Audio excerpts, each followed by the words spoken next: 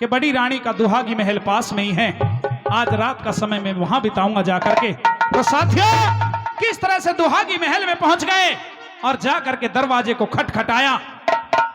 जब दरवाजे की आवाज आई तो रानी सुनीति उठकर के दरवाजे पर पहुंची और फाटक को जब खोला, राजा को देख करके आंखों में आंसू आ गए और किस तरह से कहने लग जाती है, महाराज इतने दिनों के बाद आज कैसे मेरी याद आई। क्या रागिनी के बोल हैं। आइए मैडम राधा चौधरी आपके बीच में रखेंगी, एक बार जोरदार तालियों से सम्मान करेंगे, जोरदार तालियों से। आइए।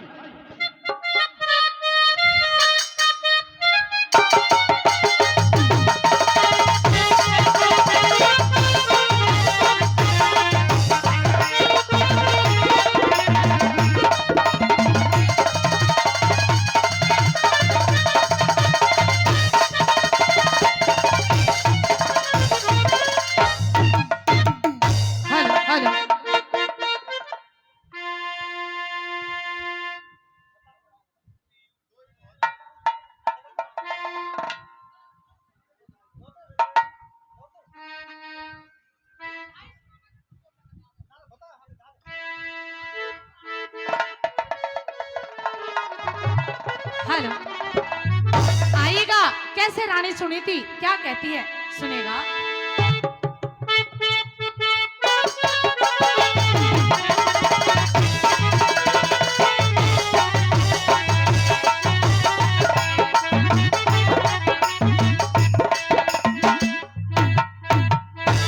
क्या कहती है।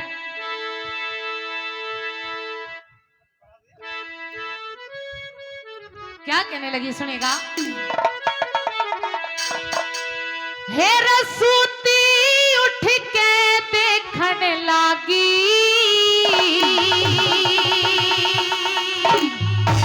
साजने दिए थे दिखाई रे, अड़े क्यों कर आ गया मेरी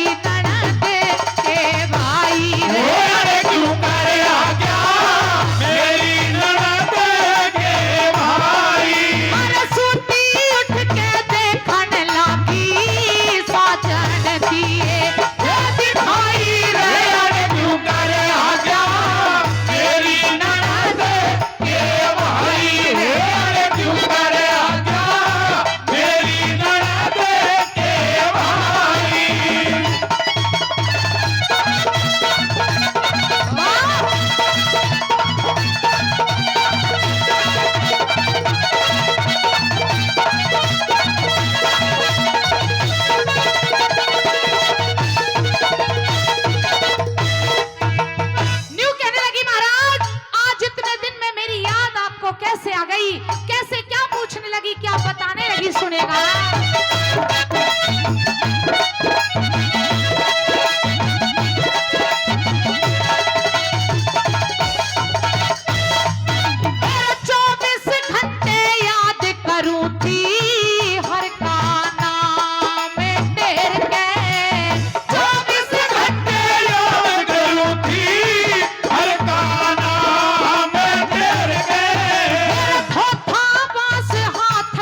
चला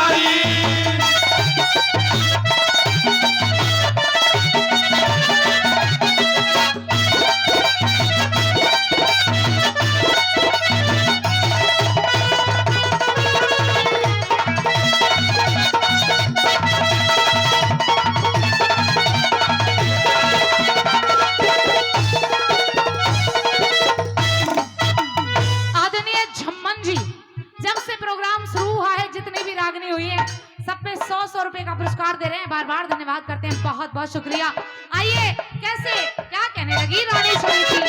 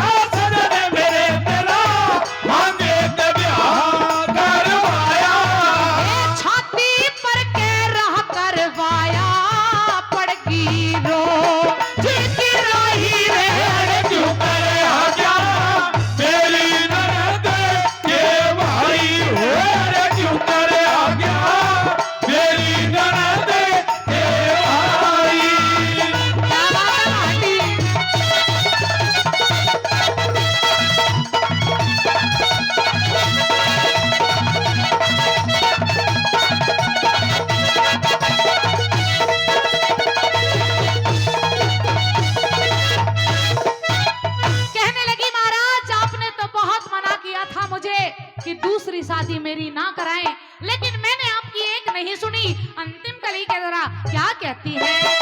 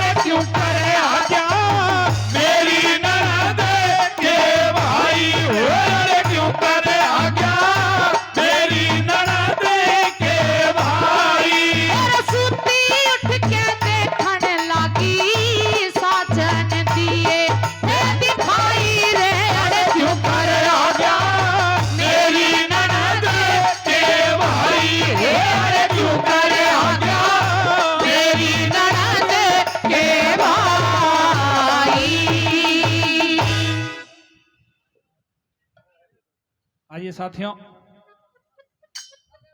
किस्सा तो बहुत लंबा है, लेकिन अब किस्से को संपन्न करेंगे, समय भी हो आया है। एक हमारी छोटी सी गुड़िया है, वो भी रागनी गाने कह रही है। पहले एक रागनी हम किस्से को संपन्न कर दें, उसके बाद उसका नंबर रहेगा, फिर ज्योति यादव के 2-4 डांस भी करवाएंगे।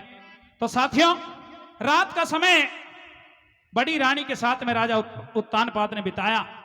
उस परम पिता परमात्मा की कृपा हुई कि 9 महीने के बाद में बड़ी रानी के कोख से ध्रुव ने जन्म लिया और छोटी रानी की कोख से उत्तम ने जन्म लिया।